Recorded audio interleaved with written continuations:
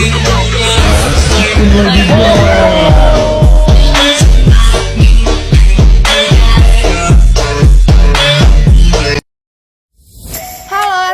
warahmatullahi wabarakatuh. Pada video kali ini kita akan membahas mengenai manajemen pembiayaan sarana dan prasarana dengan dosen pengampu Bapak Dr. Muhammad Kristiawan, MPD. Sebelumnya, perkenalkan nama saya Osi Hidayati dengan NPM A1A021079 dari kelas 2C Prodi Pendidikan Bahasa Indonesia. Baiklah, langsung saja kita simak materinya. Pengertian pembiayaan pendidikan. Pembiayaan pendidikan adalah upaya mengumpulkan dana untuk membiayai operasional atau pengembangan pendidikan untuk meningkatkan kualitas sumber daya manusia sehingga mampu bekerja sama di lingkup lokal, regional, nasional maupun internasional.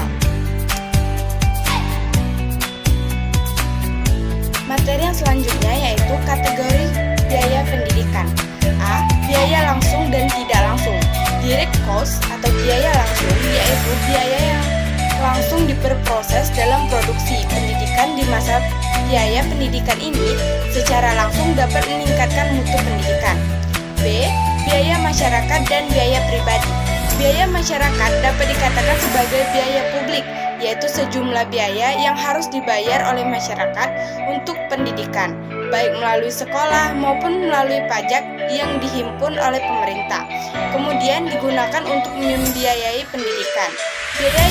Biaya pribadi adalah biaya yang dikeluarkan oleh keluarga untuk membiayai sekolah anaknya dalam bentuk uang sekolah, uang kuliah, pembelian buku, dan dana hidup siswa.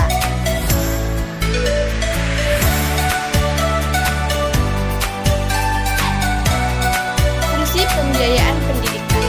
Menurut Baharudin pada tahun 2010, fungsi pembiayaan pendidikan yaitu sebagai berikut. A. Memungkinkan penyelenggaraan pendidikan dilakukan secara efisien, dalam artian dana yang diperoleh dapat digunakan untuk pencapaian tujuan tertentu yang diinginkan. B. Memungkinkan ketercapaian kelangsungan hidup lembaga pendidikan. C. Dapat mencegah adanya kekeliruan, kebocoran, atau penyimpangan penggunaan dana dari rencana semula. Dan D. Menggambarkan target-target yang akan dicapai sekolah ataupun madrasah.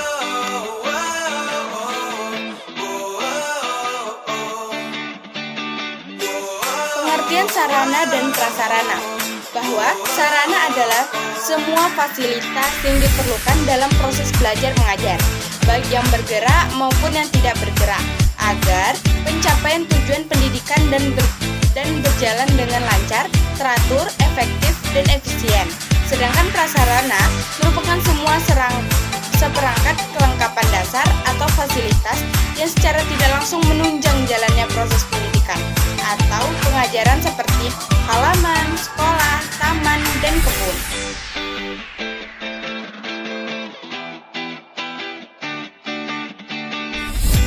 Perencanaan sarana dan prasarana.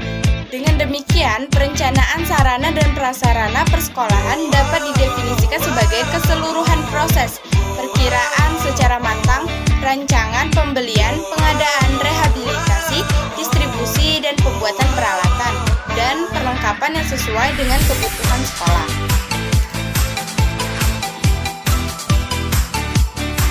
Tujuan dan manfaat perencanaan sarana dan prasarana. Tujuan diadakannya perancangan sarana dan prasarana yaitu 1. Untuk menghindari terjadinya kesalahan atau kegagalan yang tidak diinginkan. 2. Untuk meningkatkan efektivitas dan efisiensi dalam pelaksanaannya. Kemudian ada manfaat diadakannya perencanaan sarana dan prasarana yaitu 1. Dapat membantu dan menentukan tujuan. 2. Meletakkan dasar-dasar dan menentukan langkah-langkah yang akan dilakukan. 3. Menghilangkan ketidakpastian dari. Dan 4. Dapat dijadikan sebagai suatu pedoman atau dasar untuk melakukan pengawasan, pengendalian, bahkan juga penilaian agar nantinya kegiatan dapat berjalan secara efektif dan efisien.